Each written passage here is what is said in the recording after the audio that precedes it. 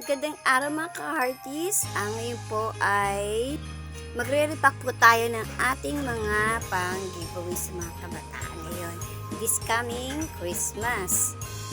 Ito po yung mga nirepack natin for origami, mga paper crafting, how to make card and bookmark, paper flowers, at meron din tayong mga sun art.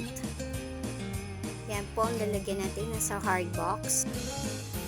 Lagyan din natin ang mga pang color, mga ating poster color, ang ating iba't ibang design ng plaster figures.